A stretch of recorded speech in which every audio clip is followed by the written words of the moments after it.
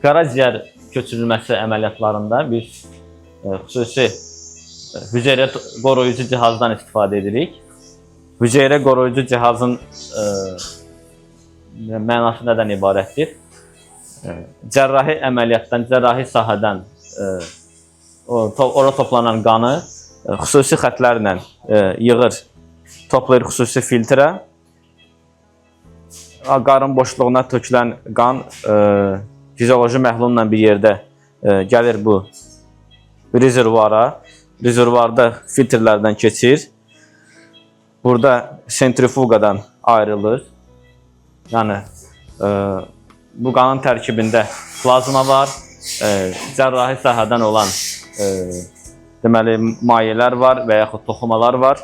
O toxumalardan qanın qırmızı hüceyrələri ayrılır, sentrifuqadan keçirilir və xəstəyə yenidən təhlükəsiz şəkildə köçürtmək üçün toplanır xüsusi torbaya, bura və bu torbadan yenidən filtrlə təhlükəsiz şəkildə xəstənin öz qanı xəstəyə köçürülür.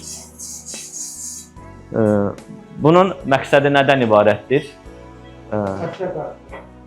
Allogenik, yəni donor qanının əməliyyatxanada xəstəyə köçürülməsinin miqdarını azaltmaqdır. Biz bilirik ki, xəstəyə qan köçürülməsi belə orqan nəqli hesab olunur.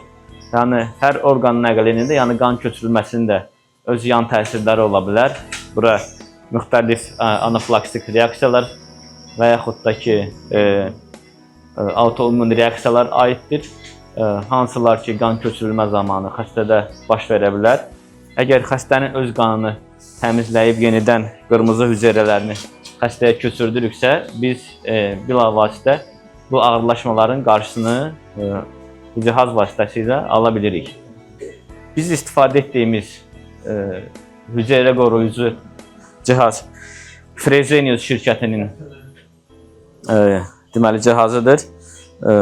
Bu xüsusi torbalardan, rezervuarlardan, filtrlərdən, sentrifuqadan və xüsusi yəni sensor, intuitiv sensor ekrandan ibarətdir. Bu özü bir ağıllı cihazdır. Çünki burada toplanan, fizioloji məhlulla toplanan qanın miqdarını, plazmanın miqdarını və ayrılan qırmızı hüceyrələrinin miqdarını göstərir və son nöqtə etibarilə, son nəticə etibarilə əməliyyatın sonunda xəstəyə köçürtdüyümüz qırmızı qan hüceyrələrinin, yəni ER-kütlə dediyimizin miqdarını dəqiq bilə bilirik bu cihaz vasitəsilə. Və bununla belə xəstənin qan miqdarının itkisini və qan köçürmə miqdarını hesablaya bilirik. Bu cihaz çox önəmli cihazdır. Dediyim kimi, xəstənin qan itirməsini azaldır. Xəstəyə qan hüceyrələrinin əməliyyat sırasında donor qan hüceyrələrinin köçürməsinin miqdarını azaldır.